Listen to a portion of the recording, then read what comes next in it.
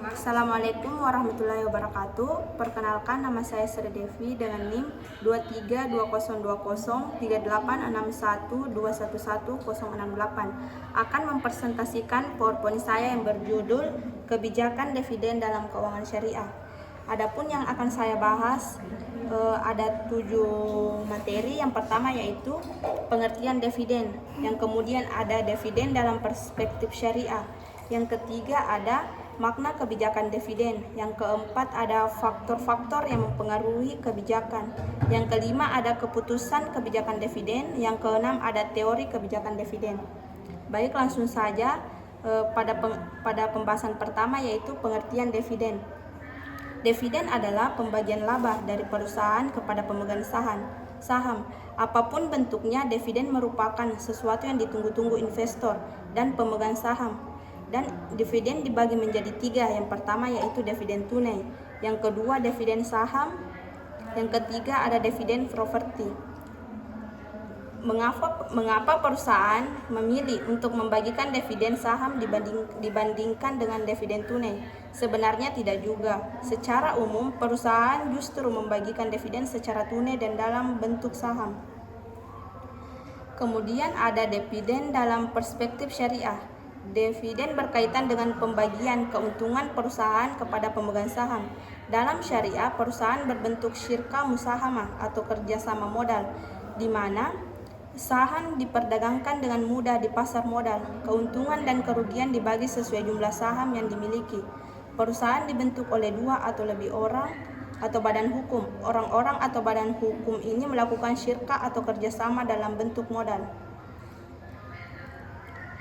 Kemudian ada syirka musahamah. Syirka musahamah adalah penyertaan modal usaha yang dihitung dengan jumlah lembar saham yang diperdagangkan di pasar modal sehingga pemiliknya dapat berganti-gantian dengan mudah dan cepat. Kalangan ulama berbeda pendapat tentang hukum kebolehan syirka.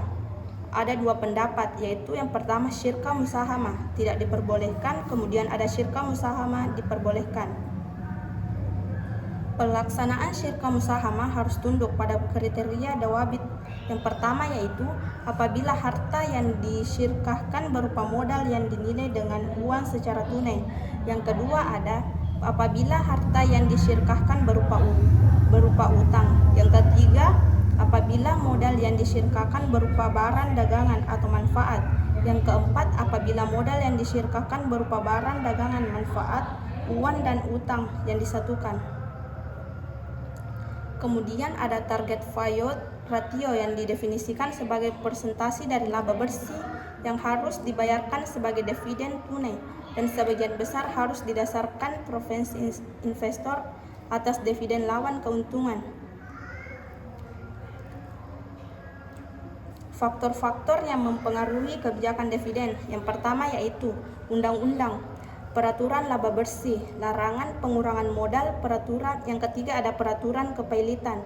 Yang kedua ada posisi likuiditas, laba ditahan, biasanya diinvestasikan dalam bentuk aktiva yang dibutuhkan dalam menjalankan usaha. Yang ketiga ada pembatasan dalam perjanjian utang. Faktor-faktor yang mempengaruhi kebijakan dividen. Adapun faktor-faktor yang mempengaruhi kebijakan dividen yaitu akses ke pasar modal, kemudian ada pajak atas laba yang diakumulasikan secara sah.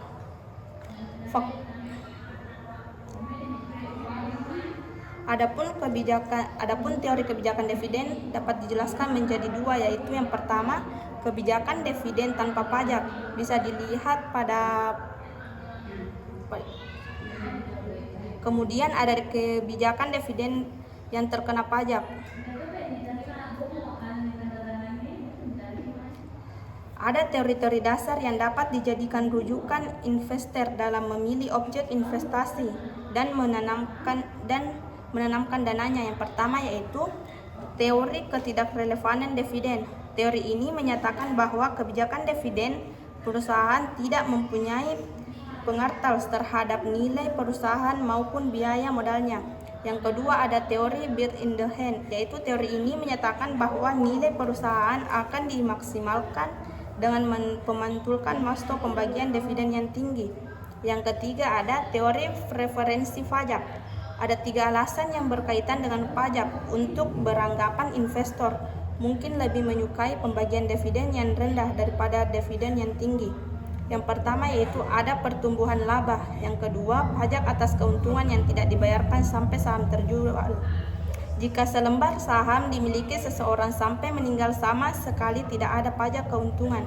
Adapun kesimpulan dari PowerPoint saya yaitu kebijakan dividen dalam keuangan syariah harus berlandaskan prinsip keadilan, transparansi, dan kepatuhan terhadap syariah. Pembagian keuntungan dilakukan tanpa melibatkan praktik riba, gharar, atau maisir, serta mempertimbangkan keseimbangan antara kepentingan pemegangan saham dan kebutuhan perusahaan untuk keberlanjutan usaha. Baik, itulah tadi presentasi dari saya. Apabila ada kesalahan mohon dimaafkan. Assalamualaikum warahmatullahi wabarakatuh.